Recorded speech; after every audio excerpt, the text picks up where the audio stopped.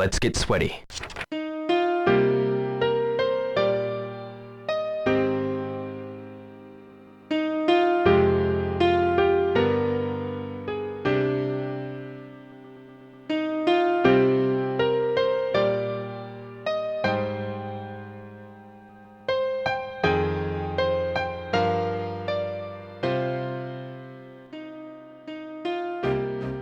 Hello and welcome to another Shenmue Dojo show. Today we will be recapping and discussing episode 9 of the Shenmue anime entitled Distinct. I am the lyrical master, James Brown, and I'm joined by the distinct voice of Shenmue analysis expert, Mr. Matthew Oliver. How are you doing on this fine spring evening? I am very good, actually. Coming off the back of another excellent anime episode, coming off the back of seeing Sonic 2 in the cinema this weekend. Go and see it, everyone. It's really good. Oh, lovely. Just get ready, everybody, to vote for James for a Grammy and his lyrical genius very shortly. Thanks, man. Yeah, I don't know if that will actually be happening anyway. Time I'll have to slap someone on stage. Eh? Yeah, whack.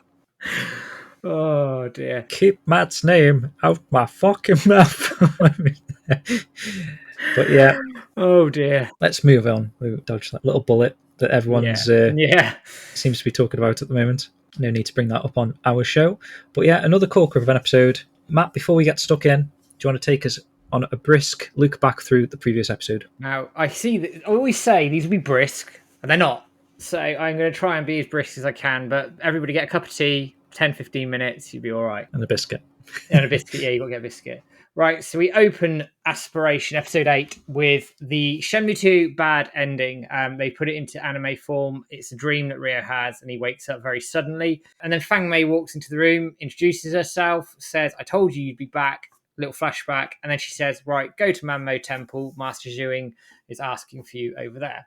Cuts over to a beautiful shot of books in Manmo Temple. So we are getting books, and Zhuing is telling Ryo to take them out to air them, and Ryo's like, why am I doing this? I want to meet Yuandazu. She's like, no, just think of this as paying rent, basically. Ryo sort of huffs and gets on with it, falls off a ladder when Fang Mei runs in, sort of startles him, and she basically calls him a klutz and says, right, you do the books on the lower shelves, I'll do the rest. And he's like, okay, then looks quite annoyed with himself. Then it's got the opening credits, nothing there. Cuts to a very short scene with Joy, and she's talking to the guy at Come Over Guest House, basically asking where Ryo is, and he says he's left and paid his bill. Naughty Ryo, you never pay your bill. And Joy's a bit miffed by this. Cuts back to Manmo Temple. The books are outside. Fang Mei and Ryo having a chat. And Fang Mei says, right, come back for 4 o'clock. And we'll be doing this sort of task for about a week because there's a lot of books in the temple. And Ryo's like, what do I need to do here? I need to learn some more wood. So it then cuts to a scene outside where Hanhui grabs Ryo and reminds him of his task to be learning the wood and to find another martial artist. And Ryo looks a bit forlorn at this point, thinking, well, I don't know any. So it then sort of cuts to a flashback where you have Jianmin and Master Zoshan, and they have 2 particular wood. And then it moves into Ryo walking down the street of Hong Kong, and then he starts running and runs into Guixang, who's carrying something in a sort of purpley box, goes up in the air. Ryo does some Matrix shit to catch it, don't know how he does it, and she's really annoyed by him and says, right, you're going to help me. And it ends in the Hong Kong tea shop where she's delivering a tea set to the guy there, and he's really thankful for it and gives Ryo a cup of tea for helping. Guixang says beauty is in the eye of the beholder. She leaves, much like this town, and wanders off. And Ryo looks a bit confused by this. Cuts then to a scene of Wong and Joy. Wong's trying to nick Joy's purse. Joy grabs him and says, you're not good enough for that yet, mate. You've got decades. And then she sort of questions Wong about his material. And he's like, I only worked on the Japanese guy. And then Joy starts asking after Ryo. Wong said he'll help her, but for a price, sort of putting his hand up in the air, and Joy looks a bit pissed by this at this point. Then cuts back to Manmo Temple. Fang Mei is doing some chores. Zhuing turns up, and she asks how the book airing went. Fang Mei said she had to help Ryo, and that he was a bit of a klutz. And Zhuing turns around and says, right, he needs your guidance. And she's like, I'm going to whip his butt into shape. That's what Fang Mei says. It's quite funny. And then Zhuing goes, I'm going out, accompany me. I did think it was a little bit demanding, but there we go. But Fang Mei goes, okay, and hops on. There we go. Cuts then to another scene where Wong finds Ryo and he shouts, hey, mister. Ryo sort of grabs him, ruffles up his hair, and Joy's there as well with him. They start talking, and Ryo's questioning about where he's staying. He says at another place. And then he's after martial artists again. Joy says, well, you're obsessed with this. And one goes, oh, actually, there's a lady at Pigeon Park. Cuts to Pigeon Park, and we see our friend Eileen there. They didn't have to do this. Nice bit of fan service here. They spar briefly, and she says she can't help Rio, and she doesn't know the wound. She said, oh, she might. That she is Izumi, who is not working at Tomato convenience store, but a random convenience store at this point. She goes to punch Rio. Rio catches it, and she says, unfortunately, she can't help but compliments him on his reactions. Did see someone say that shop is looks like something that you'd find in Hong Kong? Aesthetically, I think, perhaps not the right branding, but yeah. Cuts then to a scene where a boy is protecting his sister from a bunch of the yellowheads. He kicks one of them in the nuts, and they're about to whack him with a pole. And Zhuing pops up, grabs the pole, throws it on the floor, and tells Fang Mei to get them to safety. And then Zhuing basically gives these guys the death stare, utter death stare, and they absolutely shit themselves and leg it. Basically, we want no part of her. She's trouble. Runs off. Zhuing goes and checks on the children. The older boy goes, I must get stronger so I can stop them from terrorizing my sister. It flashes then very quickly to a scene of Zhuing's brother, and she's sort of remembering this and says, look, you shouldn't do that, you'll be straying onto the wrong path. And they leave, and they look very confused at this point, as does Fang Mei. Cuts to the tea shop. Rio's like, we haven't found any martial artists. And there's a guy arguing outside with a land shark. Rio goes to intervene. Joy says, no, look, they're just knocking everything down because the city's dilapidated and it's the way of life here at the moment. Rio sits back down. Then ticks to 4 o'clock, and Rio's like, oh, heck, I'm late, and gets an absolute rollicking off of Fang Mei. She goes absolutely mental at him. Rio's sorry. He says he was looking for the wound. She doesn't believe him, and she says, why are you here? Rio turns around and goes, right, I was looking for Yuandazu. She goes, who's that? Sort of doesn't believe him. And then says, even if I knew he was, I wouldn't tell you about him anyway. And storms off. Zhuing turns it around the corner, lets Fang Mei go. And Rio owns up to being late.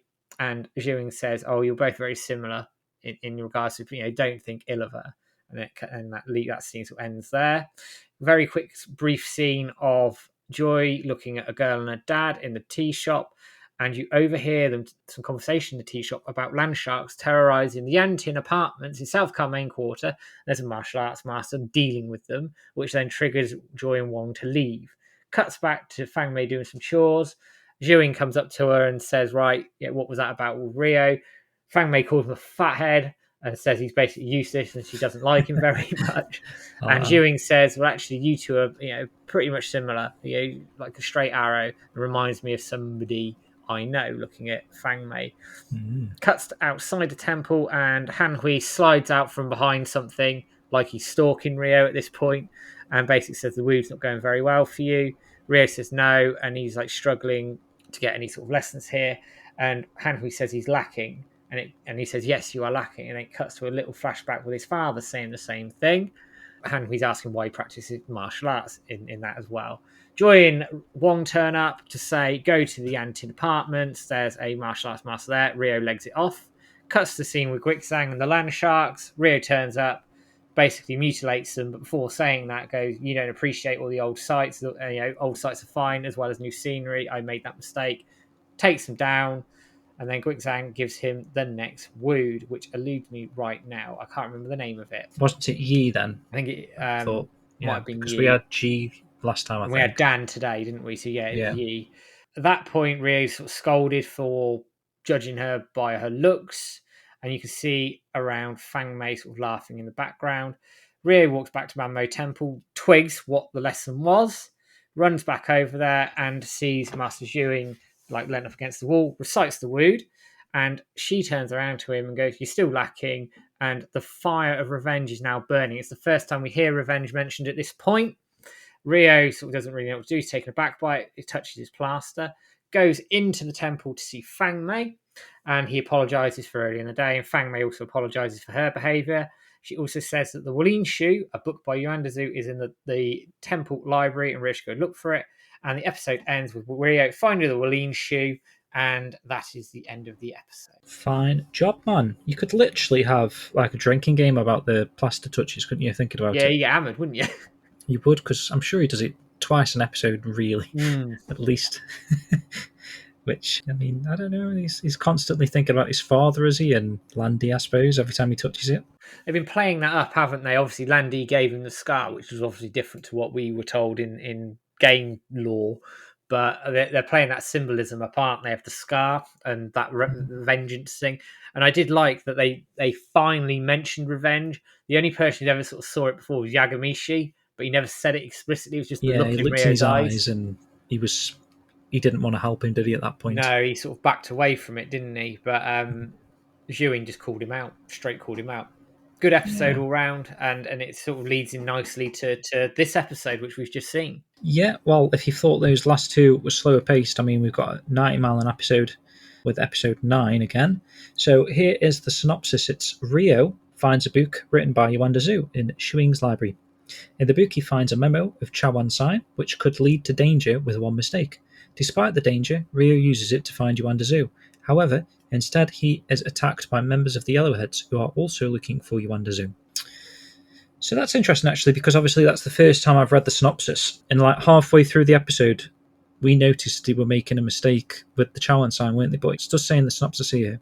It could lead to danger with one mistake. Yeah, so it's playing on it, isn't it, in the I synopsis? think they were. I think they were playing on the fact that he made a mistake with the Chawan sign, and then he got that message to meet at Mahmood Park, and Yeah. everything went tits up from them. But reactions time, Matt, how did you actually find the episode as a whole? I enjoyed the episode as a whole.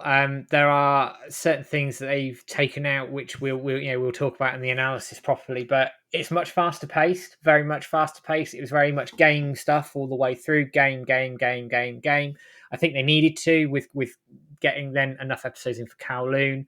Enjoyed it.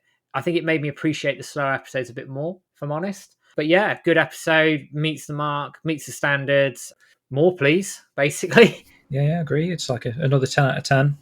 I mean, marking wise throughout the season so far, I don't want to be biased and say that every episode's been a 10, because maybe there are some, not necessarily like low points, but not as strong episodes throughout. But I really appreciate every single episode that they've done so far. I don't think there's been a bad episode. I think generally across the board, I've been really pleased. Yeah, I mean, I'd agree with you. I think some episodes have had less bits and have not been as strong as others, and I'd be very interested actually because Shenmue Forever is doing a little poll every week Yeah, of what people are thinking. I'd be very interested to see what the results are of that poll. I mean, it's only a small sample of fans, of course, but I'd be very interested to see which episode comes out on top, which episode isn't, and where some of the weaker ones are. But overall, like I'm scoring the anime right now. If I had to rate it, 9 out of 10. yeah. Damn good anime. I was going to Very say, pleased. generally from his polls, it's like 95, 94% maybe Yeah, something on like that, average. isn't it? Which is probably I think where I'm episode at. 5 was 90, so it's a bit lower, but it's still pretty good. And was it episode? Oh, episode 5 was the last Yokosuka Last episode. Shenmue one, wasn't it? Yeah, So I wonder if that's just because people expected it to have been longer and it was like only 5 episodes, possibly. possibly. Yeah, maybe. All right, well, no problem anyway. Let's just have a quick music break now before we get into the deep analysis, as it were. And conveniently, I've picked the theme of Chawan Sign for this episode.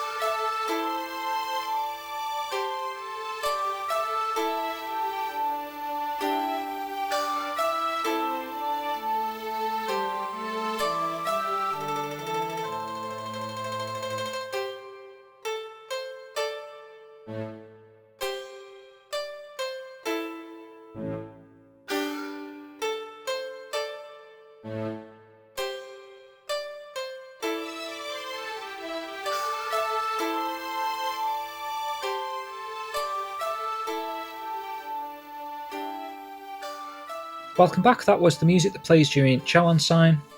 And I think I actually prefer that version to the Shenmue 3 version. So the one I played was the Shenmue 2 version, Matt, just for a bit of context there. But the Shenmue 3 version that they play for about 10 minutes in the credits. Yeah. For some reason, I just prefer the Shenmue 2 one. It's a bit more... I think I do. It's got like a Chinesey vibe about it, like a more simplistic instrumental. But it works nice. better. Yeah. It's nice. So let's get into the episode, Matt. So we open in Manmo Temple's library again. So it's like picking up from where we left off from the scenes that you just detailed in the short recap of the previous episode. So we're back in Manmo Temple. Ryo's looking at the Wuling Shu in the library, and he discovers Sun Ming Zhao's name. And we get that kind of, like you say, this episode, it follows very much with the game. Yeah, it definitely does. So we kind of get that flashbacky sort of cutscene that's playing in Ryo's head of Landy saying, "Do you remember Sun Ming Zhao?" And just as that happens, the Chawan paper falls out of the book, like it does in the game.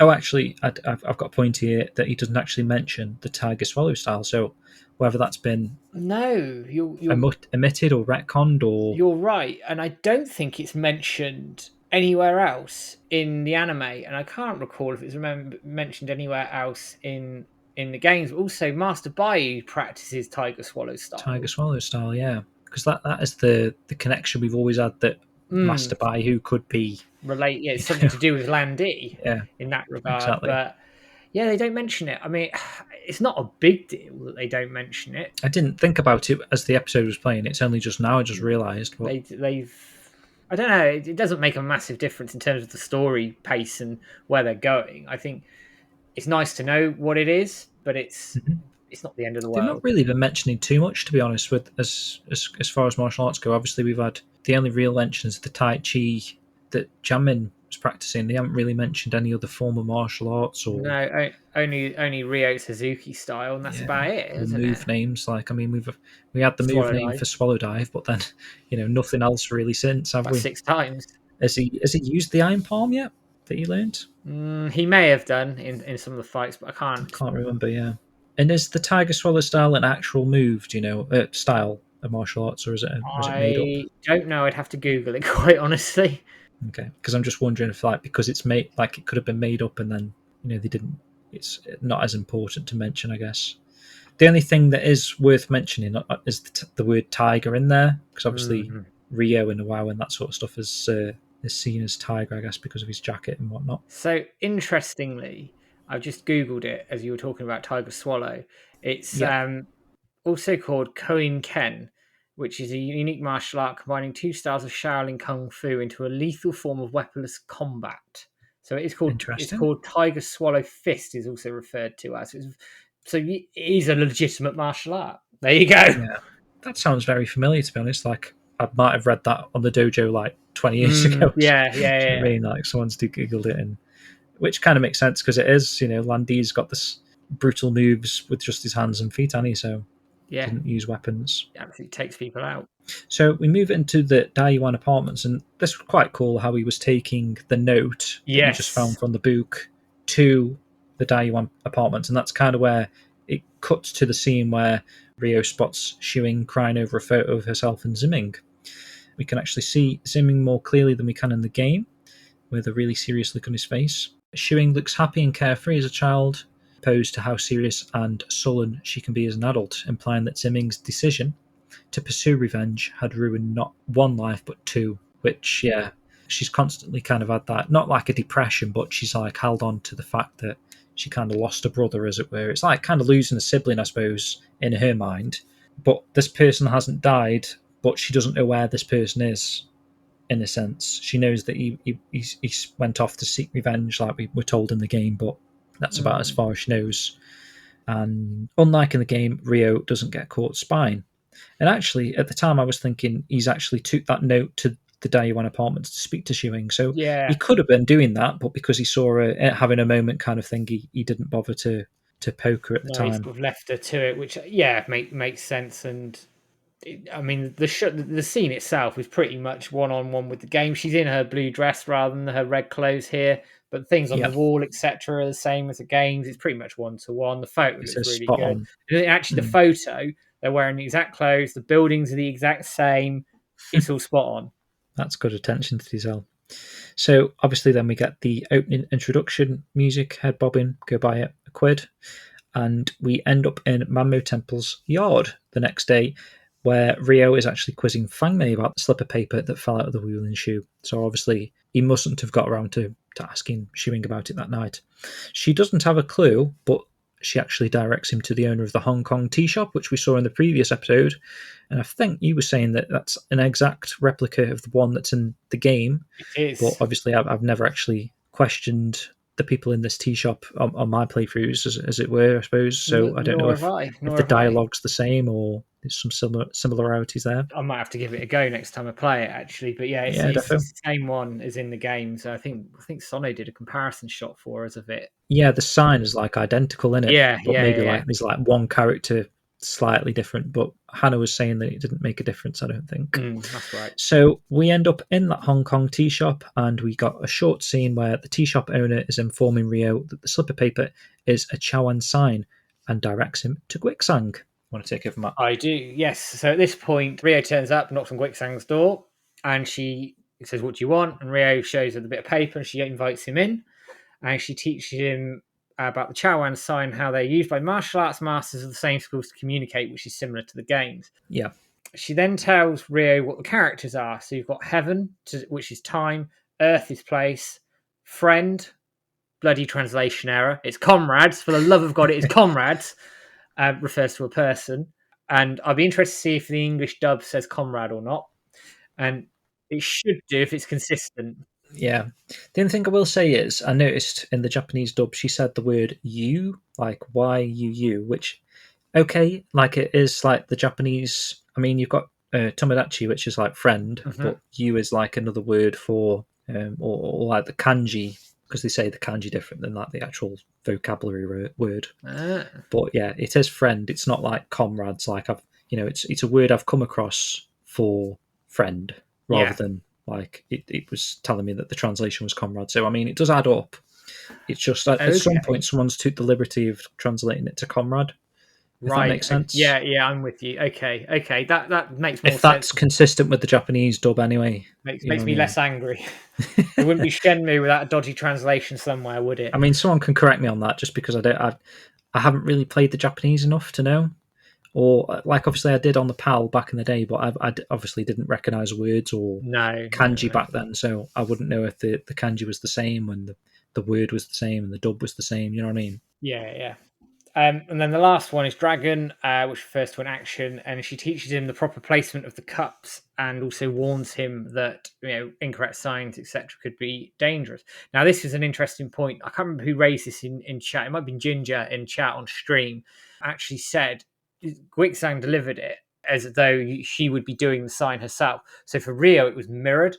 So she took the left cup, put it up, middle cup stayed where it was, and then the third cup goes down, and then the other cup obviously stays where it was to create the sign. But for Rio, that would have been mirrored. So you think that's where he'd led into the mistake? Yes, which comes in a minute. So we go to sort of White Dynasty Quarter, and knowing now to do the Chawan sign and they'll respond if they see it, Rio gives it a pop at a food stall. And if you notice it, it's the wrong way round. Yeah. So he's done it the way that he saw it. Because we were thinking this was like a mistake by the animation team. But actually, it's very deliberate and very clever. Right, so they've done a good job here.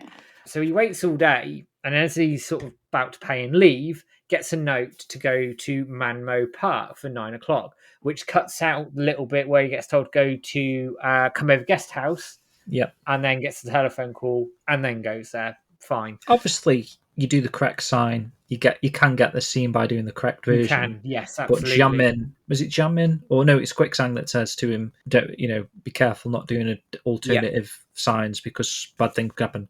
And it doesn't actually, as far as I'm aware, there's no sign anywhere that does anything apart from like the correct way. But I do like that they've done a little twist on that it does in the anime. It's very, very cleverly put together. And it's one of those little bits that watching it for the first time, you're going to miss it. So I'm glad someone picked that out in chat because I wouldn't have seen it. I wouldn't have seen it, I don't think, unless we were, because we were talking about it. So then we get to Manmo Park, which pretty much looks similar to the games. You don't see a huge amount of it, and it's dark at this point anyway. It's 9:00. Rio turns up and he gets smashed over the head from behind with an iron bar. And you get a dream sequence immediately afterwards where Rio is chasing Landy, who is holding the dragon mirror, interestingly. And Landy turns around and knocks him back with a palm to the chest, very sort of wolf casually, and Rio goes flying. Rio then wakes up, like really sort of panicked, wakes up here in the Dayuan apartments. Why do you think they keep doing these sort of dream sequences? Is this just to remind the viewer that Landy's the Yeah, threat? I think so. And I mean, this is a new scene. It's not in the games or anything either. I think it's just to remind people that Landy is there. Landy's the threat. But they keep doing them with Landy, which says to me they're building to the final episodes where obviously you've got the rooftop and Landy shows up, doesn't he? Yeah. So I think that's part of the reason they're probably doing it. So Rhea's woken up in bandages and he's absolutely, I mean, he's ripped. I want to know what the hell he's eating.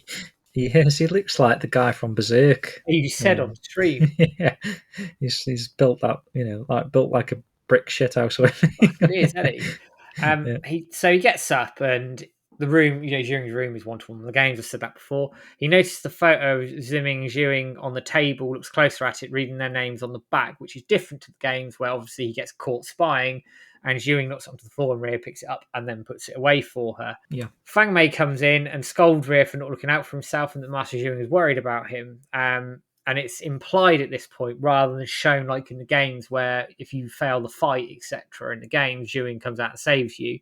It's implied here that Zhiying does that for you here and that she takes Rio back to the apartments.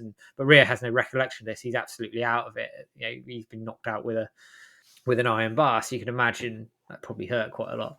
And then we get a bit more on Zhiying's backstory because Rio asks, well, who's Zimming? To Fang Mei, she says, well, they grew up in an orphanage. Was Zimming's our older brother, etc. Now, I'd have to check. I don't think Fang Mei alluded to the fact that she grew up in that orphanage in the anime, but she does in the games. I'd have to watch it back. I can't remember. I haven't seen the word orphanage. No, I haven't. So I think it's not mentioned. I'd have to double check it, but I'm pretty sure it wasn't mentioned at this point. So then we come over to a tea shop. So Rio has resolved himself to the fact when he keeps trying this, and he's trying a different location, and I think it's the Hong Kong tea shop, in fact. And there's someone who's staring at him, and it's Zangu, who's the barber, who we recognise from doing one of the wood in the games. We were wondering where he was going to show it, weren't we? And they put this in quite nicely here. And he remarks that Rio must be a martial artist after seeing the Chawan sign on the table, while also sort of noting that he saw a sign of that at the Dojang Diner. And he also notices that Rio made a mistake with his sign, putting him in danger. Right, so there's the context. There's the context on Dojang Diner, so he knows to go there next. And obviously that he knows he was doing the wrong sign. Yeah, because it's mirrored. It's the way that Rio saw it rather than looking at the paper. Very clever. Very clever. A nice... trying to think of the way to word it is a little detail that they didn't have to do. But narratively, I think it just makes sense because Rio is rushing. He's not considering, have I done it right? He's just sort of, I saw it this way, I'm doing it. So again, it's him being headstrong, it's him being reckless, it's him rushing, it's all of that together, and very, very subtle but very nice storytelling at this point.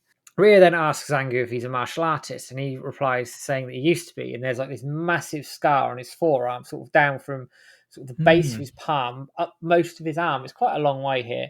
And it's prompted by a flashback to Hanhui encouraging Rio to learn the wood. And Rio asks Zangu if he can teach them about the wood, and he's invited back to his barber shop. Right, which is where I'll pick up from. So we're in Zhanggu's barbershop now, and Zangu puts Rio in his barber chair. And just like in the game, puts his knowledge of the voodoo to the test by placing a razor to Rio's throat.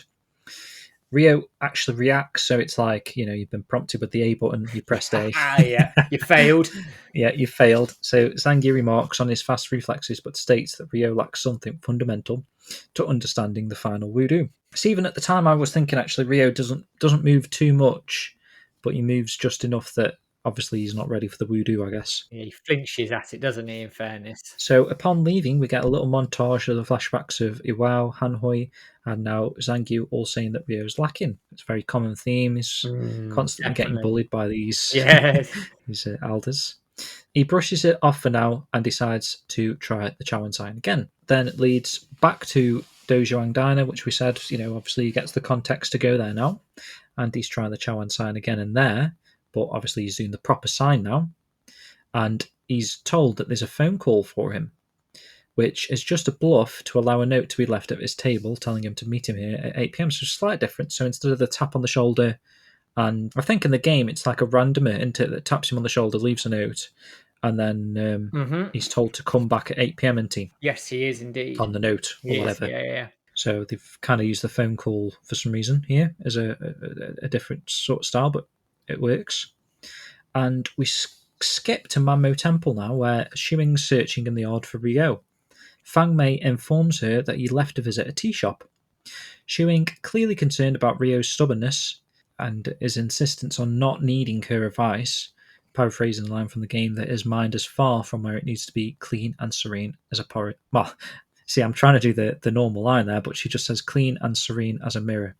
So obviously we know in the game it's like a mind like a polished mirror. Yeah, and she mentions it for the leaf catching, doesn't she, in the game? Whereas here, Yes. obviously, she's sort of mumbling it to herself. To Fang Mei, isn't she, actually? Yeah, and I do wonder, I mean, it's coming on to something at the end, which we'll talk about, but I do wonder whether this will come up again. Because, I mean, at the end of Shenmue 2 on the rooftop fight, it has that flashback, doesn't it? Where just before he does counter elbow assault, where he's going, what do I do? Yeah. She says, keep your mind clear as a polished mirror. And that's what he does. He closes his eyes and then unleashes counter elbow assault. So I expect it will come back at some point. It just depends when, doesn't it? I mean, we were talking about this quite a lot on the stream, which we'll get into when we finish the episode. I think that's a nice opportunity to talk about stuff then. So while it's never stated outright, this is setting up Xiuming's appearance a little later in the episode by implying that she leaves to find him at the end of the scene, right? Yeah. So she kind of shows up in a bit.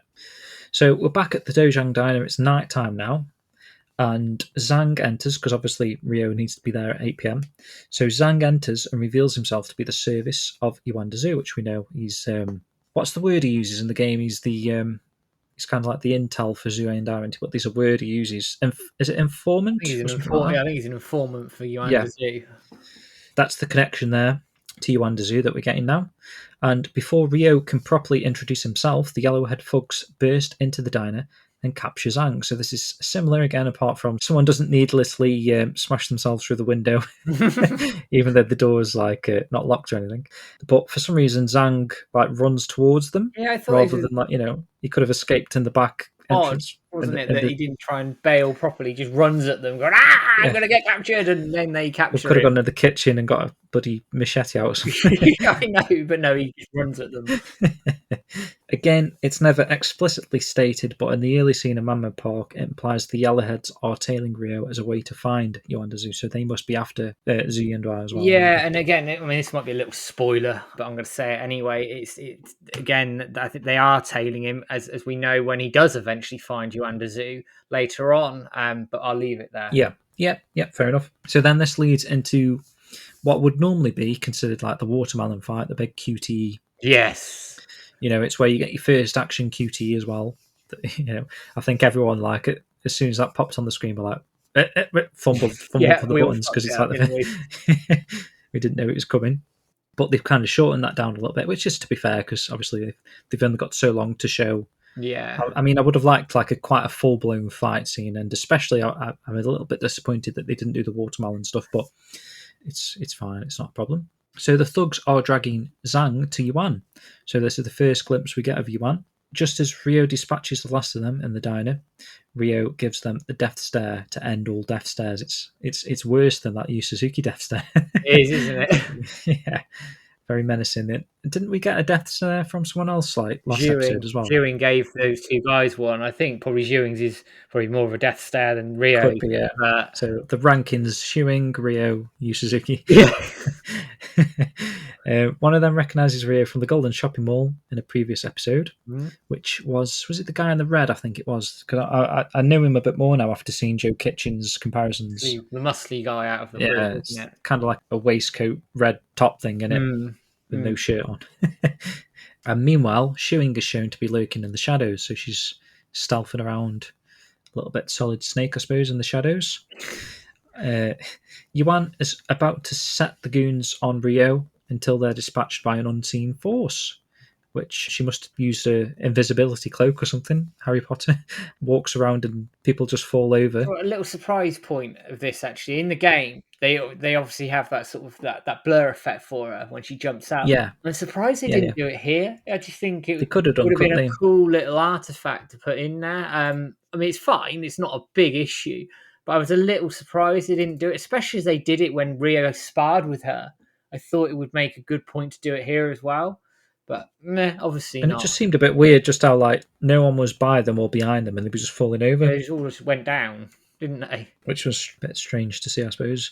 Yuan turns and embarrassingly retreats. So obviously, Yuan's characteristic is stumbling around a lot. I suppose she's got like massive high heels on, And she falls and over, she's doesn't not she? considered a she. Actually, she's She's man the here. he variant that we Yeah, get yeah, from yeah. the Japanese version of the game, where she is a man in those games. Yeah, and as a side point for anybody who's sort of new to the franchise and listened to this for the first time, originally the Japanese version, James just said, Yuan was a cross-dressing man, and in here, in the PAL version that we got in the UK, that was censored out, and Yuan was cast as a woman. Whereas here, they've stuck true to the Japanese story roots here. Yeah, which I think is a bit more, in this sort of era of. Yeah, it's more accepted, isn't it? I think the whole transgender, it's a wider issue and all the rest of it, and we're not going to go into it here. Yeah, I mean, back in 2001, you wouldn't batter an eyelid at them censoring No, but something like now, that. These days you'd have like a heated argument on Twitter or something yeah, about them doing yeah, I that. think So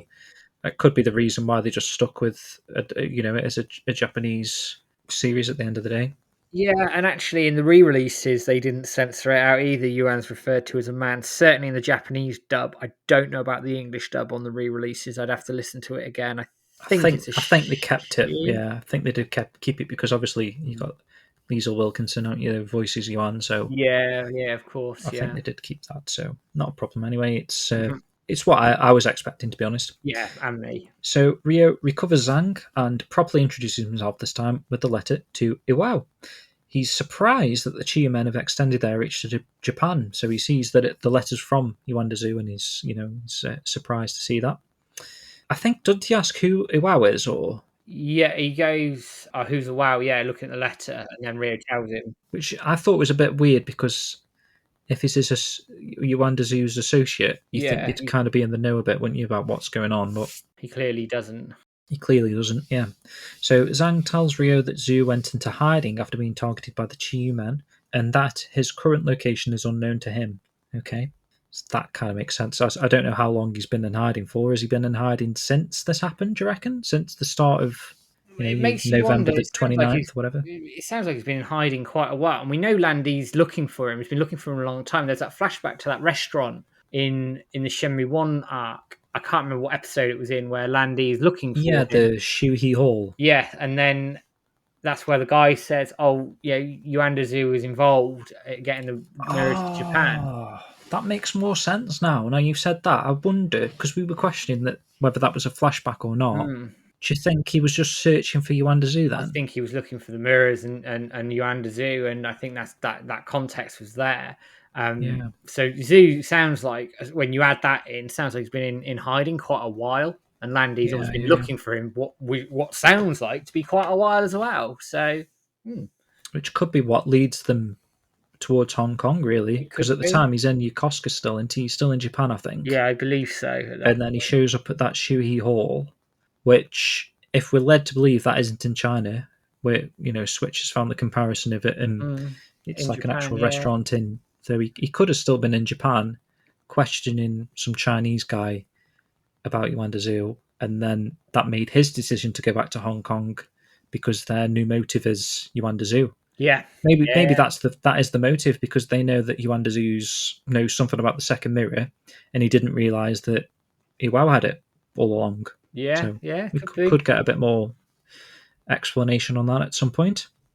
Because I did wonder, that was a strange scene, I thought, that Shuhei Hall, to have like no context behind it, because even up until now we've just spoke about it, I still didn't know if that was considered a flashback or that was happening real time, but I think for me now that confirms that was real time, and that's why Yuandazu's gone in hiding now, because he knows from that moment.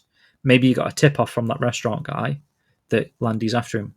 Could be. Could be. So Zhang reveals that the only ones who might know where Zhu is is Ren of Heavens' gang, obviously the Heavens, and gives Ryo their location. And then Zhang introduces himself as Su Quin in the subtitles, but it is listed as Sun Quin Zhang in the credits.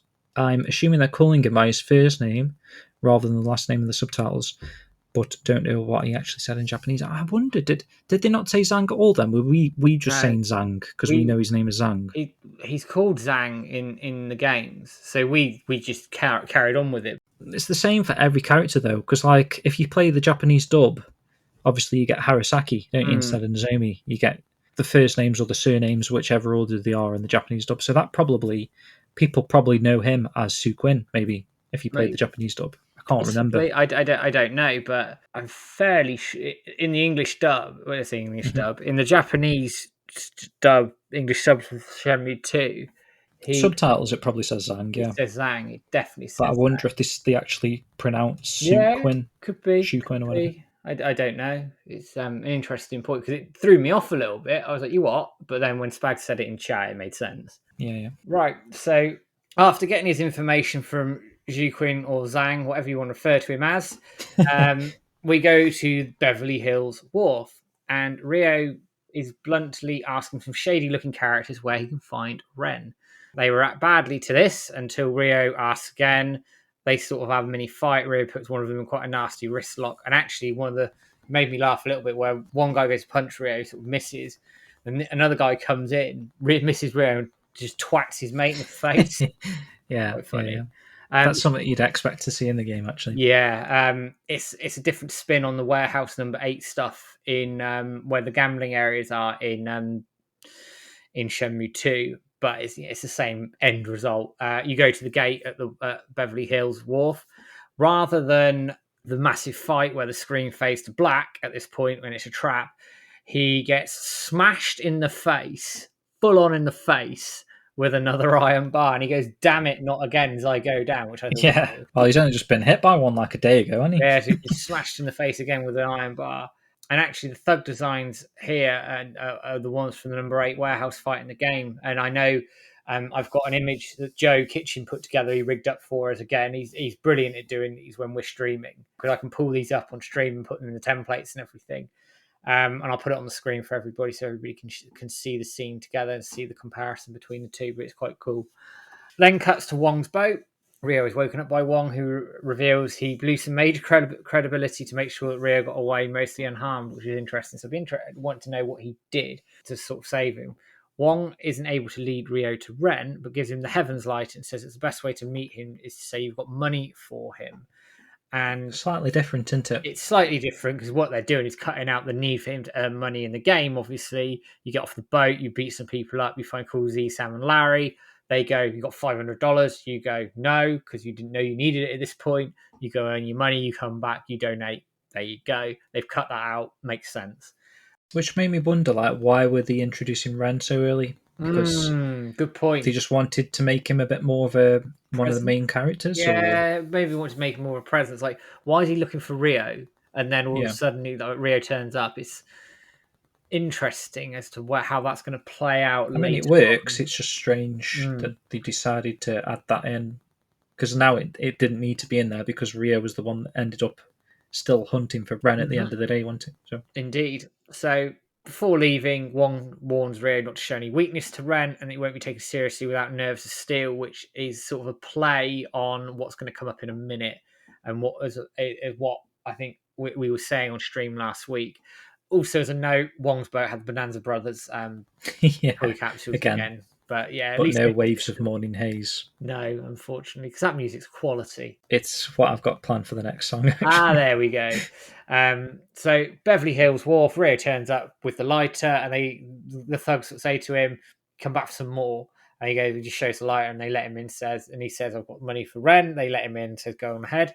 In Ren's hideout. And Ryo enters to find that Ren is sort of laid back. He's almost expecting him. So he's obviously been looking for him. And then he's sort of, well, I'll just let him find me. He'll find me eventually. He's obviously heard something through the grapevine for whatever reason. Bearing in mind he knows about Ryo because Wong, Sam, Larry, and Cool Z told him about him in episode 6. And then Joy's mentioned it as well. So Ren knows who he is at this point. It's different to the games here because you don't have the flashlights. Ren sat on the car. and like comes up, gets the money, and all the rest of it. It's done very differently here. I prefer that game scene. That's like a I badass do. I scene, isn't think it? they could have done the game scene and modified it slightly here. It's fine, but I think the game scene's better. I think the game does this scene better and Ren's introduction at this point better than the anime. The anime is okay, it's passable, but the game is better. And I did mention that it looks very similar to the Kowloon hideout, in It it. So I don't does. know Like, if I don't know if we'll get it in Kowloon in that yeah, respect. strange, isn't it? So then Ren says, "Well, I know where Yuanzu is. I'll take you to him." But he tests Ryo's resolve with the blade first. So he grabs out his knife and says, may the gods protect you." It's "May the gods be with you" in the game, isn't it? Unless that's another Japanese to English dub thing. Yeah, probably. Before placing the knife at Ryo's throat, he doesn't even move, blink, or do anything, taking on Wong's advice. This is a play on the barber shop, which we talked about last week, and incidentally, I think You it's got been this right, mentioned. mate. Yeah. Yeah, I was quite surprised. It was, and I think Spags mentioned it on the forums. When I went on there a few days later, I saw Spags had mentioned it as well. So it's funny seeing this. And Well, after you see the scenes, it makes sense, doesn't it? it makes perfect sense. It's very well written how they, and I think as a side point to this, how they've written the Wood into the story elements rather than the game of it having its separate thing. Yeah. It's fantastic. It works really well here, and they've done it again here. It works. It's really cool, and It is good how whoever's wrote that is perfect, because obviously in the games it's like your progression stopped until you learn these four wudu, and the four wudu are like, even though they're teaching you stuff, and it's kind of like it feels like you're doing four different side quests.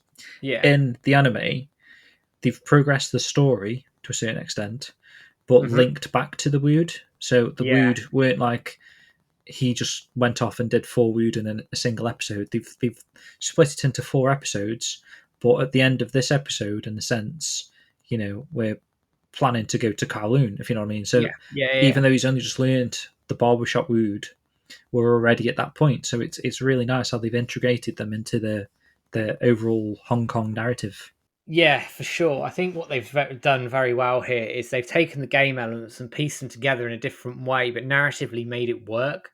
I think that's a very tall order, especially for us Shenmue fans, sort of hardened Shenmue fans who've been around a long time, played the games a lot, all the nooks and crannies, and for them to be brave enough to do it and do it that way, and then for us to be going and praising this, I think Yeah. it says everything of the work they've done around this. Well, considering they've got the games there, the easiest way of doing it is just to copy the games, isn't It it, is. really? So for them to have taken their own sort of initiative and designed, ultimately you get the same outcome, but the way that they've gone about doing it is completely different, and I applaud them for I do. trying something like that. Yeah. I do, absolutely. And while I think, broadly speaking, the broad strokes of this anime do follow the game, ordering things differently, moving pieces around for the narrative and getting it to work, I think is a masterstroke, because it's getting us talking about this sort of thing and how things are done compared to the games. For new people who are coming in, they don't know any better. So if they go and pick up the games, they're going to get a nice surprise where things are done differently as well. Yeah, it's really cool. It's a funny way of looking at it, because I'm disappointed for seeing spoilers now. And like we said previously, you shouldn't be, because we know what's going to happen, because it's you've played the game. But I'm still being disappointed by seeing spoilers, because I don't know how Yeah, the it's anime team exactly are going that. about doing it. Yeah, It's exactly that. Like, we know the journey that's going to happen here. We know where Rio's going to end up. We don't know, obviously, what's going to happen at the end of episode 13, where they're going to finish the whole thing. Different debate. But we know the journey. So, like you, I'm disappointed if I see something, because I want to know how they're piecing it together, because it's different, because it's a fresh take. It's a new medium. So it does ruin it a little bit for me when I do see these, like, and I don't mean to sound horrible here, but these 2-minute trailers, which is basically 10% of the damned episode, I don't need it. A 30-second trailer immediately for the next episode, great. Maybe a 30-second trailer midweek just to whet the appetite. I don't need any more. I don't need any more. Because I think it spoils it a little bit, and it makes it really hard for us going in blind well, to that's then it, avoid. because we've got to do the ripping of the videos, tweeting about it. You're ultimately going to Comparison see something, shots a aren't you? lot. Yeah, you're going to see something, but I'll move off that point now because we've sort of sat here for a while. And then the last little point I want to make around this is obviously you said it looks like it's held out in Kowloon rather than the abandoned warehouse. There's like cigarette, but it's a bit of a tip, quite frankly. Yeah. There's booze everywhere. Apparently, it's bottled tequila, which I didn't notice, but apparently it's tequila there. And that then ends the scene. Did you want to take the next one? Yeah, sure, yeah. So we move into the F warehouse now. Obviously, it doesn't actually state that it's the F warehouse, but we know it from the game. And it's that scene where Ren is leading Ryo into the basement area where Yuan is collecting cash from the duck race operator. Which obviously, again, if you've played Shenmue 2, and you've worked for the duck races in the game, I mean there's your context with Eileen and Izumi, right? Little side point to this as well is actually when you see that opening shot where they're all looking at the money and they're all there, all the characters are the same as the game. Yeah, I think Sonoshi did a comparison shot for us today. Oh God, we put so many of those out today. I think people will be fed up with us by the end of it. Well, even that thug, it's the guy with like the ring in his ear or something, isn't it? The earpiece. It's all the same as the games, and I've said this 100 times. I'm going to say it again. They don't have to do this. They don't have to have that attention to detail. It could be random thugs for all we care. They're not really playing a big part in the story, barring Yuan. And they've just gone, nope, we're going to do it exactly like the game. My hat's off to that. This was a scene that we were unsure if they were actually going to do this thing. Yeah, we weren't sure, were we? So seeing it works really well again because it's the first interaction we've got of Ren and Ryo teaming up, as it were. Yeah. And then it's, you get your kind of comedy moment where Ryo doesn't realise that Ren's disappeared all of a sudden because the lights go out, the cash goes missing. But he does actually say to Ren before this happens, I recognise that man or whatever, because that's where we were questioning about the man thing as well as we were streaming it. But obviously he recognises Yuan from the White Dynasty Street Fight event that happened. And because the lights go out, obviously, true to the game, Ryo knocks over the pole that he's sort of like poised right next to. And then he looks up at Yuan and the goon's like, oops, he's just been caught. And then that switches to Pigeon Park, where Ren's laughing to himself about scapegoating Ryo. He quickly gets a shock, though, when he discovers that Ryo's caught up with him. So we don't actually see what happened there, do we? Do we see that there's little flashes of Yuan's thugs beating up on the floor, so we know Ryo's taken them out at this point. Taken a bit of a beating. Or he's beat them up, rather, He's beat the crap out of them, and escaped and got out, okay. So then this leads to Ren making a break for it. So obviously, normally in the game, he's chucking the cash around until you've just given him $500. There's Sam, Larry, Coolsey, and Ren, and you can chase one of the four, basically, can't you? Ren's the hardest one. Ren's the one that you probably don't chase on your first playthrough because he just shoots off that fast. He's gone, any like Usain Bolt. Yeah, so you probably have to go after like Sam or Larry because I think they're the slowest. But Coolsey's a cool one, actually, if you haven't done that, because he runs down an alley and you get an awesome cutscene where Ryo steals his boombox and throws it in the air, and like Coolsey's shitting himself because it's like his prized possession. So if you haven't seen that one, that's definitely I've got a save near it. I'll dump it in the video. Chuck that on the YouTube counterpart, definitely. So obviously he chases Ren. He chases him into Lucky Plaza, which is a very cool scene from the game. Obviously, you've got a little bit of a mix of QTs. There's a little bit of I think it's the very first plank walking thing you get, right? It is. But I think it into a QT rather than like it's you physically walking across the plank. He does walk across it. He walks across it, but it's part of a QT rather than... Yeah, it's not quite as set, is it, in that regard? Yeah. We didn't get that, but we did get, like... What was it? Not like the bamboo poles falling down. There's something else. He takes the boxes downstairs, doesn't he? Yes, yeah. So you see a few things that you would see in that cutscene, which is pretty cool. And then obviously you get to the top of the Lucky Plaza, and Ren's on the scaffolding, and Ryo jumps at it. And just like in the game, the structure's collapsing. It's shown 3 times from multiple angles for the impact. And actually, they keep falling down onto lower sort of planks, don't they, of this bamboo structure. Rather than in the game, I feel like they just fall and kind of like a pole vault. They do like a pole vault thing where he grabs one of the poles and he's falling backwards onto this truck. But in the anime scene we got here, he kind of like goes down 3 flights before actually doing the fall. So I suppose it's less likely he would kill himself. Yeah, and just like in the game, they fall onto the canvas of the truck below, and the Phoenix mirror is like out in the open, which Ren immediately spots, and Ryo immediately snatches to stop. Yeah, it's not yours. So they have a little bit of a conversation here, and Ren agrees to help Ryo find Zhu Yuandas for real, as long as he gets a cut of the action. So he's already smelling money involved and whatever's going on here. So Ren gives some commentary on how he assesses threats and some of his motivations, which gives Ryo a brainwave. Ren doesn't say that Zhu is in Kowloon, which has probably been saved for the next episode yet. I mean, that's an interesting point. They don't mention Kowloon, do they, Matt? At all? No, not by name, which I found quite interesting. But I think, yeah, they're probably just going to hold off mention. Also, someone was saying in chat, I can't remember who it was again, that actually Kowloon wasn't that far away. I think it's 40-minute bus ride, Paddy was saying. So it's basically a district of Hong Kong. Yeah. In the game, it's very much a considered separate place. It's very separate, isn't it? It's very made. It feels like you're going to like a brand new area, doesn't it? But I do remember, I think we did mention it on a previous episode of the podcast, and someone did call me out on it, saying that technically Kowloon's still in Hong Kong. So maybe that's the reason why they're not making a big deal of the name Kowloon, but I feel like they would still say it because it, like you say, it is such a big part of Shenmue 2's experience, and it's the third disc. It is like it's Kowloon. It's not like they're still calling it Hong Kong and you're just in a different place. It is Kowloon. Kowloon is Kowloon. So right. So after that, and Rio's had his brainwave, and we haven't mentioned Kowloon explicitly yet, but I'm sure we will do.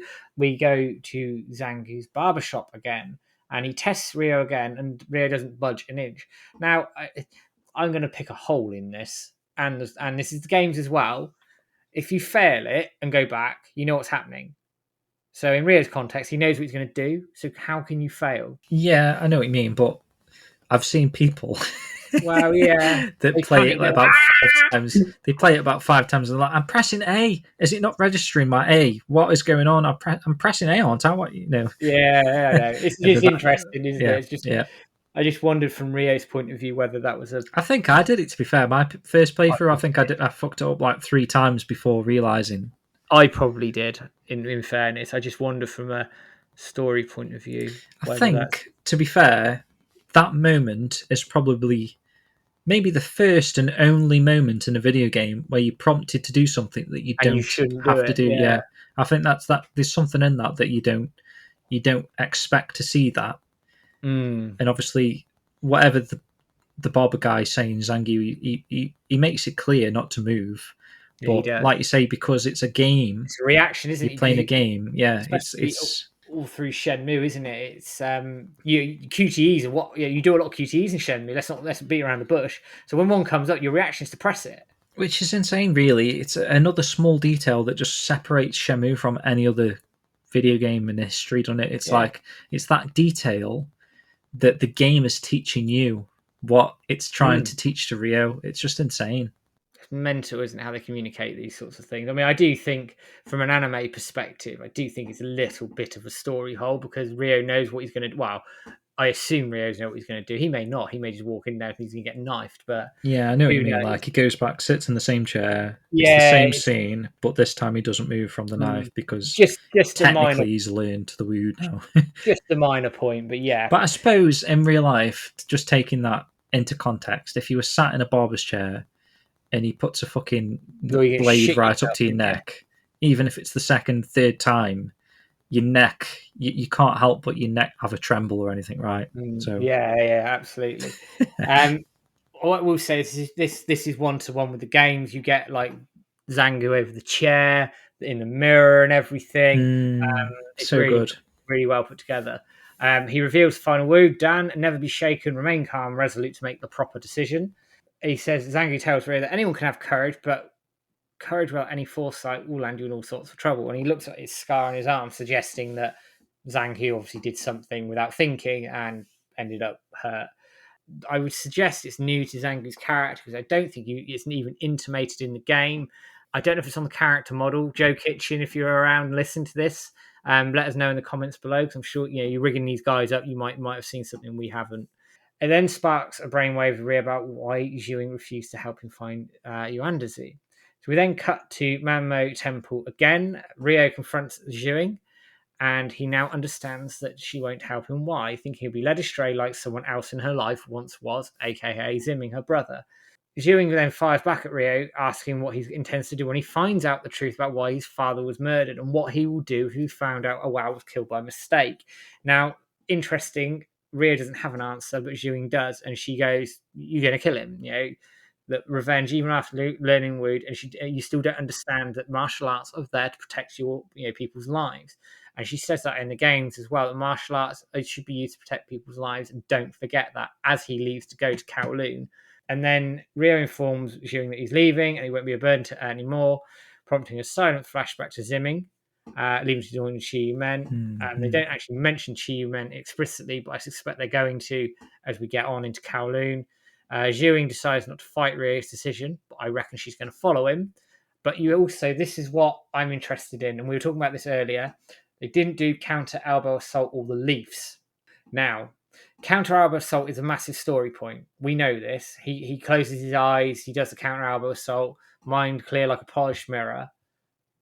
And they haven't done it here, so it must, in my opinion, be saved for later. I can't see how they can do that story without counter elbow assault. But I don't know what your thoughts are. Yeah, no, I agree. I mean, it shocked me that the problem is, like we were saying on stream, I don't know where they're going to do this now because he's already said that he's leaving. Mm-hmm. So the episode ended there. So whether or not the next episode's going to just carry on as though nothing's happened and he goes back to see Xiuying, or he maybe has a scene with Fang Mei and Xiuying walks back into the room. But at some point, he's got to, unless they're going to skip all this stuff with like the leaf catching that we haven't seen yet, like you say, the counter elbow assault teachings that he uses in Kowloon. Because when we get into the next segment of the show, the preview of episode 10 that we've seen, we know that obviously we do end up in Kowloon. Spoilers, but obviously you're joining us now, so that's a given. So whether or not that's going to happen before that stuff happens in that particular episode, whether the start of the episode stays in and around the temple and whatnot, it'd feel weird actually to not say anything to Fang Mei, because she's just done that nice sort of deed for him where she took care of him when he was injured. She was obviously looking after him with the bandages and stuff, and offered to do the book thing, didn't she? Just feels a bit weird that he wouldn't say anything at all, or we don't see Fang Mei ever again at this point, because after the Kowloon stuff, he comes back, he sees Xiuying, but he doesn't necessarily see Fang Mei, right? Because that's only in the optional scene. If you do the birthday stuff, I think you see Fang Mei again at that point. Yeah, I think he already says bye to her at the end of this segment. So to not see Fang Mei again seems weird. So I do think there's got to be something at the start of the next episode, I think, just to round the Hong Kong aspect off before we go to Kowloon. But I might be wrong. And I feel like the Buzz sequence is quite iconic, and then seeing like the skyscrapery sort of thing that they do, that was based on that very old demo. I forget, the Tower Babel, something like that. Yeah. So I mean, that's quite an iconic scene. Actually, seeing the whole city and the panning and the Buzz trip, I feel like that would be pretty cool to adapt to anime. So yeah, I don't know if you've got any thoughts on that one. I don't know. They're going to be very interested to see how they're going to piece this together, because we've now got essentially 4 episodes left, this anime. We don't know how far we're going to go. People are thinking, is it going to go to Shenmue 2 and at the end of Shenmue 2 in the cave? I don't know, because there's a lot there with the Guilin Walk that, meeting Shenmue. You can't cut that. I think you need to develop that a little bit, because that's the start of their relationship. Different point for another day, I think, when we finish the anime and we can pick that up. Yeah. But here, they've got a lot to fit in Kowloon. And then like things like counter elbow assault, maybe leaf catching, maybe some more Fang Mei as well. Unless, of course, and I make this point, I think, on stream, that when Rio gets taken out by Donio, where he finds Yuandazu eventually, I do wonder if Xiuying at that point will take Rio maybe to the orphanage where she was raised, if they go down that route. Or, secondly, they might, because we're insinuating that Kowloon and obviously the main part of Hong Kong are quite close together, that she takes him back to her apartment and then like during the Kowloon stuff, you mean? Yeah, during the Kowloon stuff, takes him back and then does the counter elbow assault stuff there. That could work. Then Rio goes back to Kowloon and then continues on his journey, potentially. I don't know. I'm guessing. I'm just thinking that is a big story point. It's a massive story point. I don't know how you can get round it. I don't want him shouting swallow dive and taking Donnie out with that, for fuck's sake. No, You know, he's got to have that flashback to Yeah, Shuing saying something, yeah, and he, yeah. that's part of the fight. And I think it will come up because she mentions, a serene mind like a polished mirror Yeah, in this episode. yeah. I think they're going to come back to it. It's just how they come back How to they it is do a big it. question. But overall, man, the episode's really good. The pacing is picked back up. I think we're going to start accelerating again. Now we've got 4 episodes to go, which is crazy in itself. I can't believe we're 9 episodes into this now. But a thoroughly enjoyable episode. Follow the games pretty much, bang, bang, bang. The way they've put the Wood in with all the story points is excellent. Yeah, bring it on. We'll go to Kowloon, which is probably one of, if not my favourite section of any Shenmue game going. And I think a lot of people love Kowloon and what goes on Yeah, there. I yes, can't I wait know. I for know it. Peter does, especially as well. Yeah, It's his favorite area of the game, Kowloon's and fantastic. I mean, essentially, we've got 4 episodes there, at least, possibly. Well, not at least. I mean, at most. Well, yeah, It depends how and they go about doing it. we were talking on stream, weren't we, about a theory that maybe the final episode's a longer episode. Maybe they do like a 40-minute episode to round everything off. That would be a That'd be dream. cool. Yeah. But anyway, we're going way ahead of ourselves at this point. We've got 4 to go. 4 to go. We'll do it. When we get there, we'll do it. So let's Yeah. have a little break anyway before we get started on what we did see from that little episode 9 preview. I mean, it's only like 20 seconds, so it shouldn't take us too long to go through. But we're going to play the Waves of Morning Haze song. So obviously this was originally on the Shenmue 1 orchestral soundtrack, but we didn't actually hear it in the game until the cutscene on Wong's boat. But yeah, we're going to play that right now.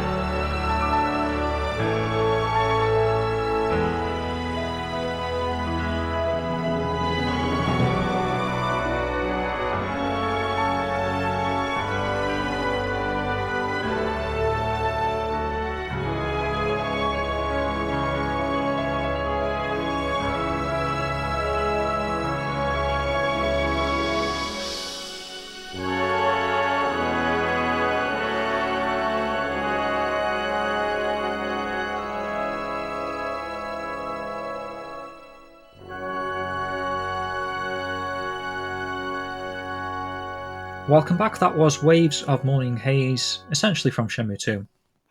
Right, Matt, next week's anime episode is called Comeback. Can you describe what we've seen of it so far? I can indeed. We get another 30 seconds. Well, I say 30 seconds, probably about 20 seconds when you've got the bookends at either side.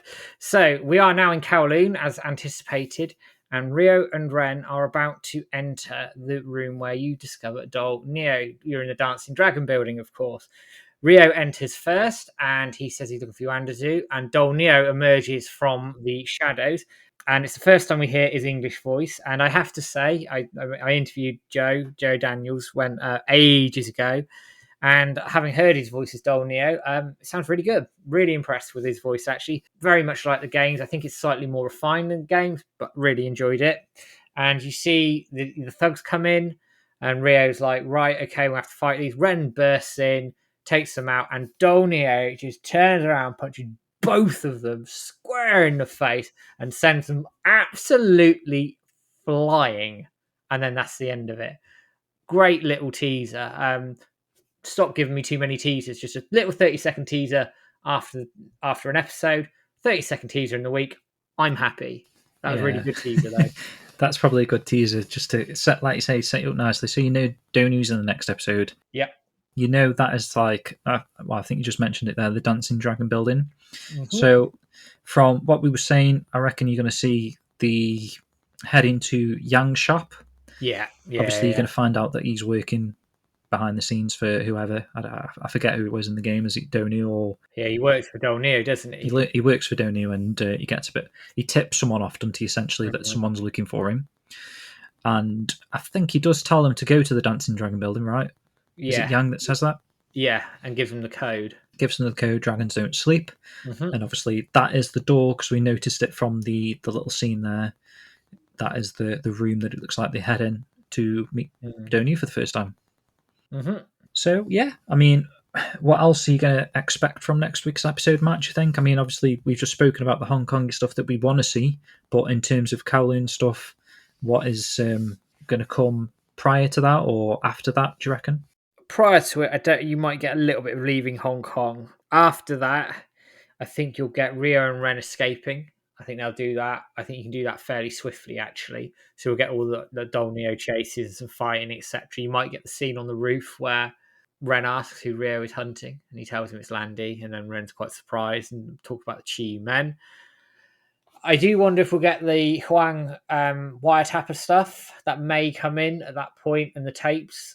I think you have to because you get the lead for the Bal, the Moonchild, the blind guy, and that sort of stuff. And well, that's where you learn about Yuan. I suppose there is two paths there. You can either go to the Moonchild building and go to the orphanage, or that where the kids are, or whatever. And they say that the minor bird lady is Yuan or whatever, and that's where the lead comes. Or you can go to the knife shops in the Thousand White buildings and do it that way. And do it that way as well. So at some point you do get a lead for Yuan. Yeah, you do. And I think that's probably where they'll end that episode. They might do the tailing bit of Yuan. They've got a lot to cram into 4 episodes. I'm intrigued how they're going to accelerate this. There's a lot of stuff goes on in Kowloon from a story perspective. It's very story-driven, Kowloon. It's probably the most story-driven area of the first original, the original 2 Shenmue games. You can't do a huge amount of messing about really in Kowloon in terms of you can be a bit lucky hit and a bit of work and fighting, but really it's sort of geared up for you to progress the story. So I think they will try and do that here with the anime as well. Righty-o, Matt. So really looking forward to it, Matt. We're reaching the tail end of the show now, and obviously we're getting a brand new environment of Kowloon, so there's some exciting stuff ahead indeed. So the time has come. What has he decided to pick this week? Well, actually, I've taken a request from Scribe, who suggested to me to have a go at tackling the song. So I'm not going to spoil it yet. I've sent Matt the karaoke version of the song there, which you can listen along with. Bloody hell. It's another classic that I'm sure most will at least recognise, hopefully. Yeah, you will. You'll recognise this. I just hope, I hope I've got enough breath for this, mate, because this is going to be a tricky one to get through. Hopefully I've done this justice for you, Scribe. Here we go. Right, so Matt, let me just get it all the way back to the start. I might need to turn that down slightly. Okay, you ready? Yeah, go for it.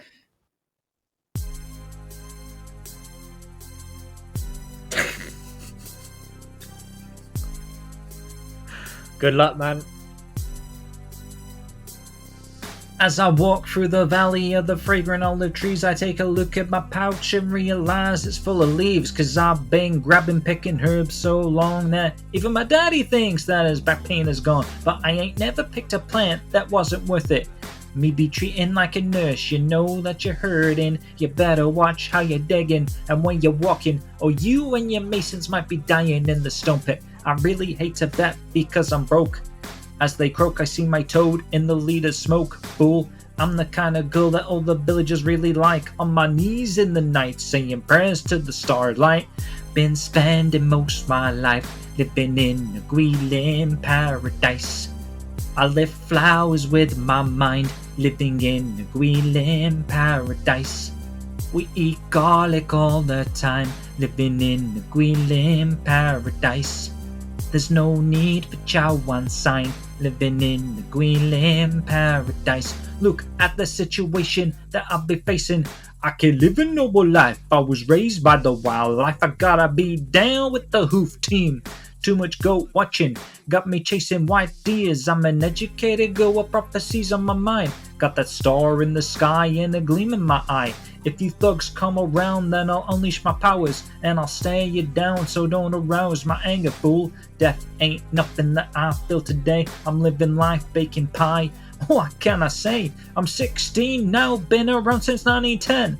Where was my father going again? Tell me, why are we so blind to see that the ones we love have been gone for weeks?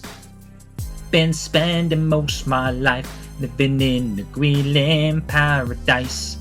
Squat down into horse stance, living in the Greenland paradise. We chop wood for a good price, living in the Greenland paradise. Lucky hit once or twice, living in the Greenland paradise. Flowers and the bird, wind and the moon, morning to night, night till noon. Everybody's winning, but half of them ain't betting. It's going on in the kitchen, but it's rabbit that we're cooking. It should have been his turn, but nobody's here. He left me. If I can't call to him, how can he reach me? I guess he can't. I guess he won't. I guess he's stuck. That's why I know I might go take a look, fool. Been spending most my life living in a Greenland paradise. It's time to harvest rice, living in a Greenland paradise. The Shenmue tree is looking nice, living in the Greenland paradise. I really should check my dad's alright, living in the Greenland paradise. Tell me, why are we so blind to see that the ones we love have been gone for weeks? And tell me, where have all of the birdies gone? Is my father hurt, or was he taken? Woo! Blah blah. Skill Gym 2022.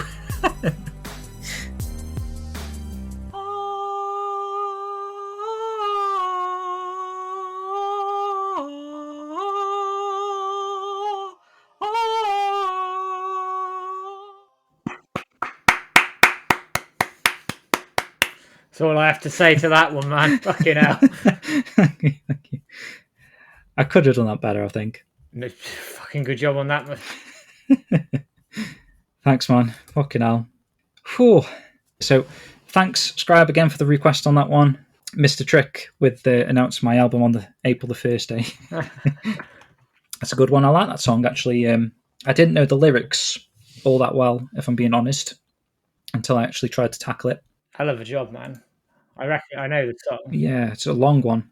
Very long one. Actually, I was surprised, it's got almost as many views on YouTube as Billie Jean by Michael Jackson. It was like something stupid like 900 million for that song, and Billie Jean's like 1.2 billion. Bloody hell. So it's a very popular one. So yeah, pretty cool. Not sure what I'll do next week. So Matt, leads us into the new section.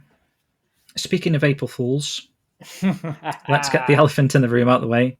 So, Vengence. What is this upcoming Netflix TV adaptation of Shenmue, and when is it releasing, and what can we expect from it? Well, this adaptation of Shenmue was an April Fool's joke, and it will release never.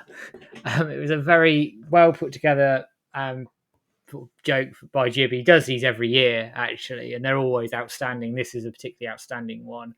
The image of the jacket with the mirror and the leaf was one, and they had the Chawan song with some like blood on the table. It might be tea, in fairness, but I thought it was blood. But yeah, it people were asking if it was legit, where they leaked it with all the file names, etc. on it as well. I was really impressed by it. Unfortunately, it's not real. Unfortunately, it's not happening. But good fun all the same for April Fools, isn't it? Always worth a laugh. 100%, man.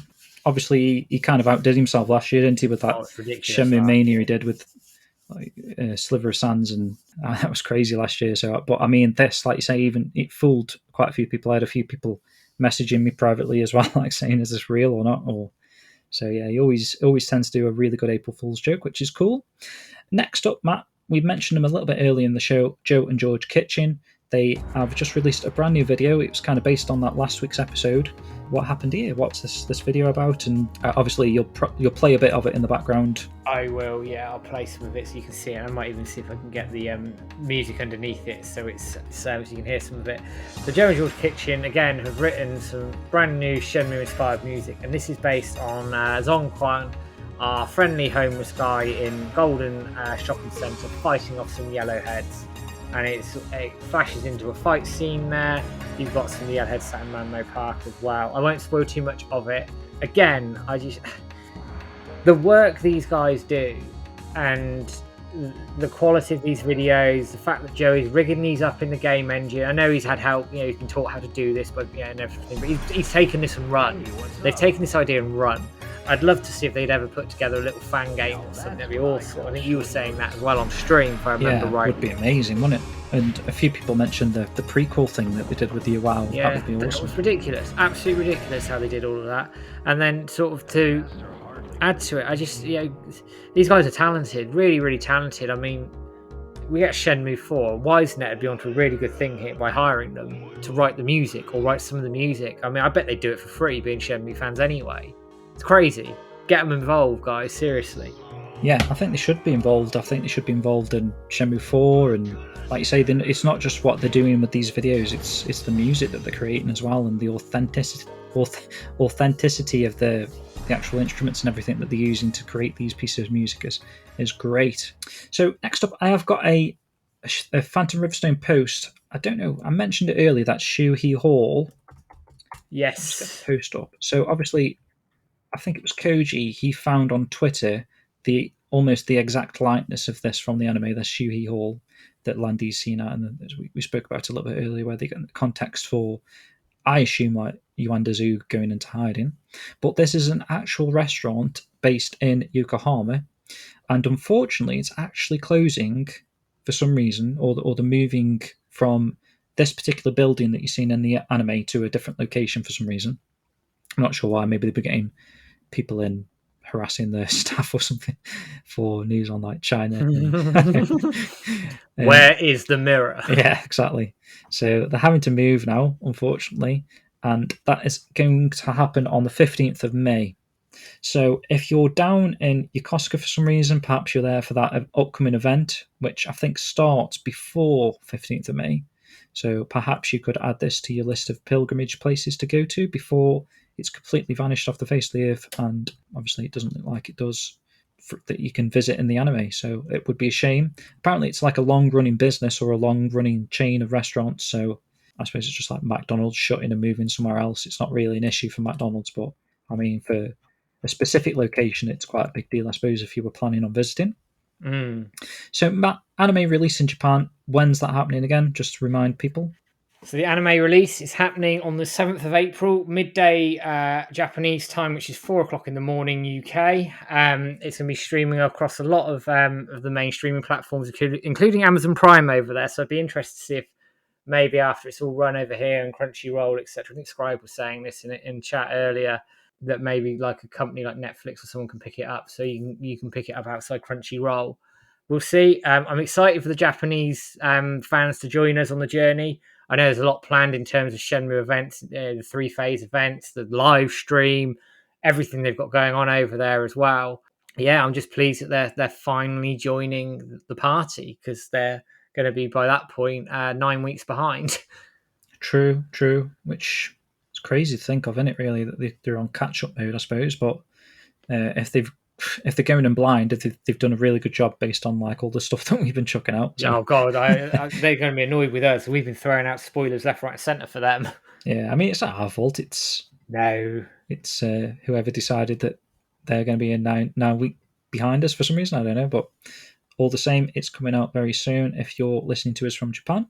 And just in case, well, I suppose it's still relevant at that point, right? So once the anime releases, people can still head over to my anime list and go back to episode 1 and sign up and do all that fun stuff we've been pestering people to do for the past 9 weeks. And we'll continue to do for the next 5 or 4 or whatever. We are indeed. And just as a side point, there's now 11,000 people who have it on their watch list. So we're going up very, very quickly, actually, to be 10,000 last week. It's now 11,000. So something's going well, isn't it? Yeah. So we could end up at, 14,000 maybe by the end of it. 13, 14, 15 maybe. Yeah, that'd be awesome if we did. Yeah. And then obviously that can still grow beyond the show run, because it's still a thing. It's not like it's never going away. So yeah, keep an eye out on that. Make sure you go over there, leave a review, rate the latest episode, and all that fun stuff. Next up, Matt, Sega Powered. We mentioned this last week, but it is actually on sale now to pre-order. And I think by the time you're actually listening to this show, if you're listening to us on the Friday that we release this thing, or even the Saturday, I think at that stage, they're actually getting the magazines ready to actually ship to customers, or people that have pre-ordered it. I don't want to say customers, but yeah, Sega fans out there, Shenmue fans that perhaps are actually looking forward to this magazine. Obviously, it's got a Shenmue cover, it's got a postcard, it's got a massive feature from myself and you, Matt, that Dean and the guys over there at Sega Power have actually created together based on some of the stuff that we've been explaining to them. We've given them quite a lot of stuff there. I'm still excited to see what they've actually done with that. We're still yet to see it ourselves, but very, very soon. In fact, I think he said tomorrow. So at time of recording, we might see some of this stuff tomorrow, Matt. We might indeed. Yeah, pop a link in the description there. Make sure you go pre-order this magazine, especially if you're into the Sega magazines or Shenmue magazines. If you back Shenmue World, this is probably of interest to you. And talking about Shenmue World, by the time this show airs again, I will have sent out, or hopefully I should have done, sent out the survey, which is seeking your backer name addresses.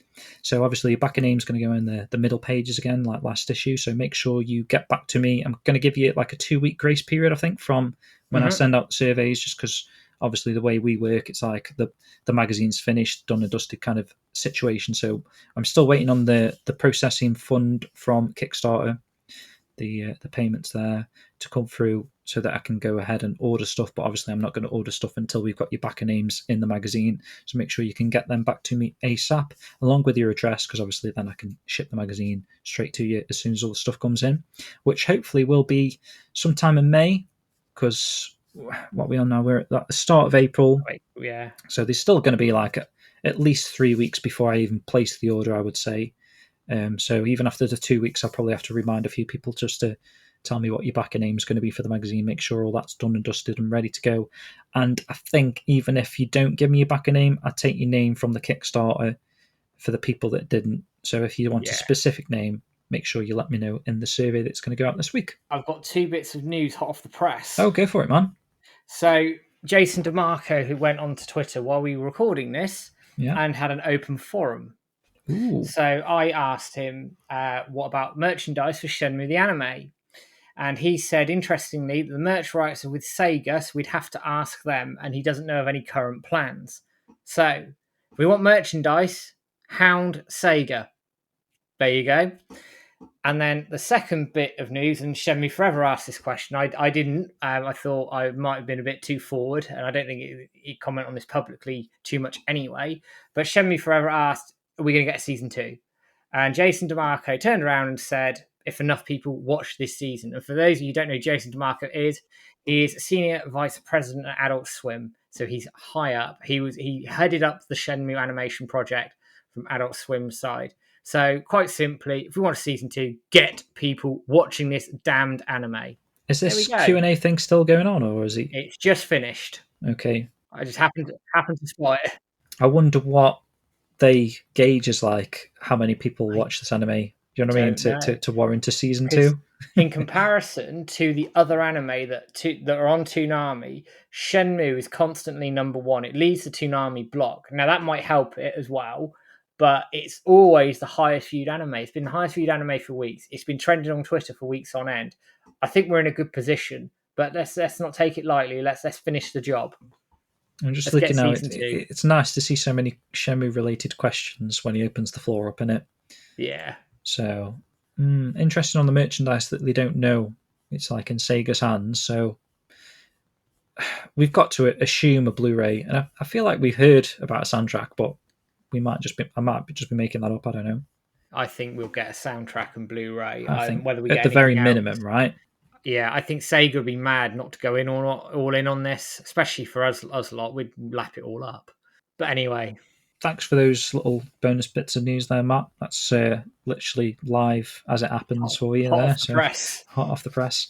But let's wrap the show up with some forum posts from last week's episode. So if you head over to the Shenmue Dojo forums and take part in the current episode's discussion, we'll try our best to read out a few of these posts from...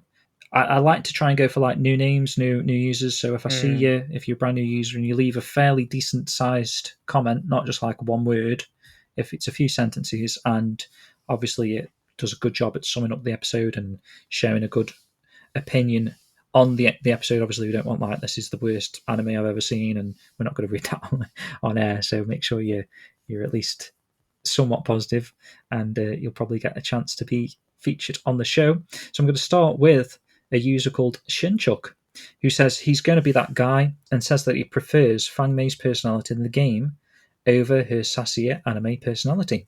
Just seems a little cliche teen anime girl. He felt in the game that she broke the mold, even if he needed to do some digging to get the cutscenes and interactions, but just his own takes there. So I picked that one just because it was a slightly different thing, because obviously I assume a lot of people like Fang Mei's character from both the game and the anime. From what I've seen so far, I don't see any grumblings from the anime. So this is like the first kind of negative-y kind of comment I've seen on a particular character in Fang Mei specifically. As far as I'm aware, Matt, right? Yeah, I see where they're coming from. In fairness, I do think it's a very typical anime type character.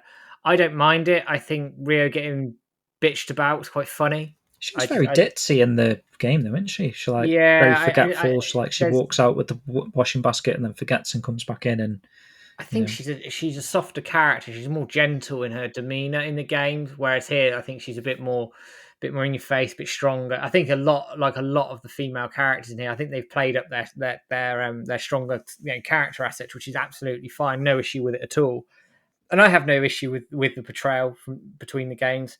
I like Nozomi, for example. I prefer in the anime to the games. Yeah, there's some sort of like crossing over into like there's some characters that end up kind of character personalities. Like you say, like Nozomi's a bit. I was going to say weird in the game, but she is a bit of like a quiet, just emotional character, and she's always sad, gloomy. I don't know. But in the anime, she was a bit perkier. She had like more of a personality about her. Yeah, she's got a bit more steel about her, and I like that. And I think Fang Mei's character's fine. And actually, sort of speaking of character, Zhuing was good as well. But looking at the next comment, Hazuki00. At first, I was a bit surprised with the new personality of Fang Mei, but I think it does work. About the pace of the anime, I was thinking as well, how the hell are they going to include all the events that happen in Shenmue 2 in just 5 episodes? So I think they will leave them for the second season. So I think they'll include what is left from Shenmue 2 and Shenmue 3. What's the reason to show some characters in place of 3 if they aren't including it? It's nice to see Azumi and Eileen, but they've skipped some other events instead. Nice work that they are doing with Zhuing, by the way. I love Zhuing's character in the anime. Absolutely spot me too, on. mate. Me too. Very, very well put together. Her personality is perfectly portrayed and she's well designed.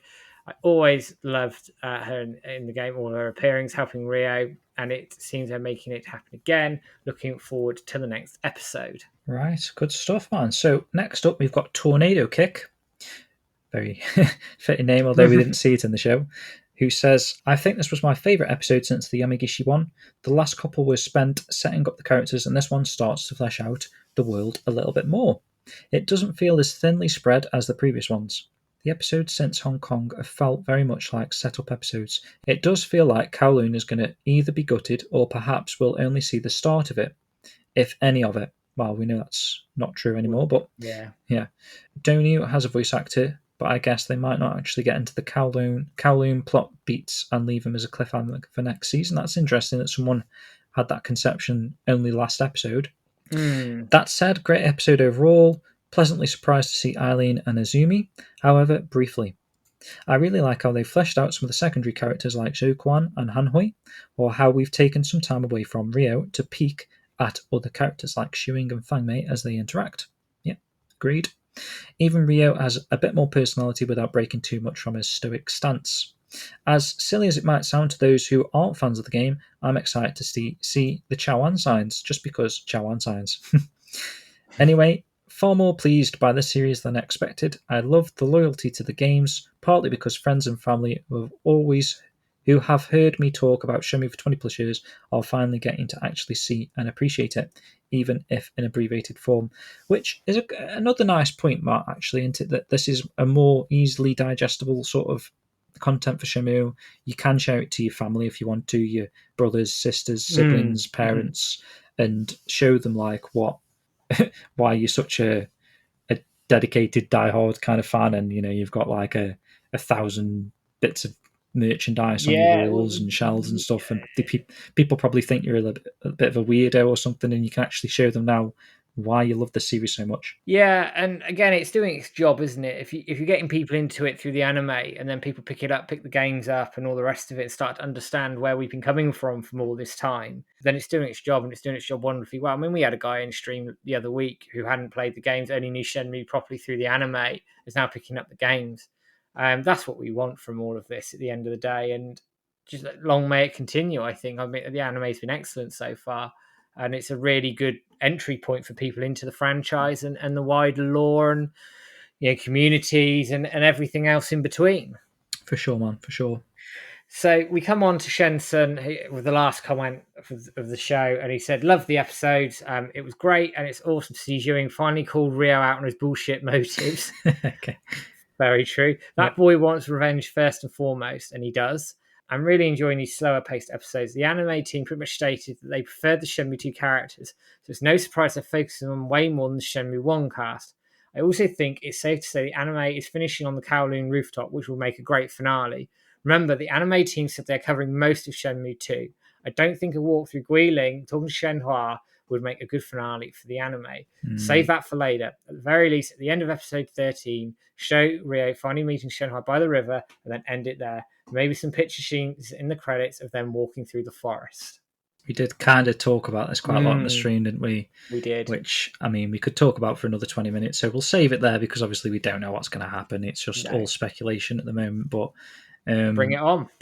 I will just say to like anyone that's watching us right now or listening, just leave a comment somewhere. Tell us your thoughts, whether you think you're going to see up to the end of Shenmue 2 perhaps in the anime, and how would you prefer to see the full Guilin side of things, like that full fourth disc Guilin chapter that we had in Shenmue 2? Would you prefer that to be at the tail end of this particular season of the anime, or left until the start of next season? It's quite a topic of debate, I think. I mean, I stated on stream that I think it would work better if they did try and squeeze it in season 1, because then in between seasons someone can go off and play Shenmue 3, and then that's good marketing for Shenmue 3, and then obviously Shenmue 4 to follow. Whereas if you just kind of cut a little bit before the end of the Guilin stuff, then it's like, I don't know, it's like why would you not try and just squeeze it out if you can, which is what kind of led us to like thinking that there could be a double episode to finish with. Yeah, it could be. I mean, there's a lot to get through, but I don't know. I just think that is probably the best way of doing things, so that people who might be interested in the games can actually go off and pick up Shenmue 3 at least. I don't know. But That's it, mate. So thanks again for joining us for another fantastic episode recap show. We're going to leave you with the introduction to Kowloon, seems like that's where we're heading next from Shenmue 2. So enjoy that, and we'll see you again next week. See you later.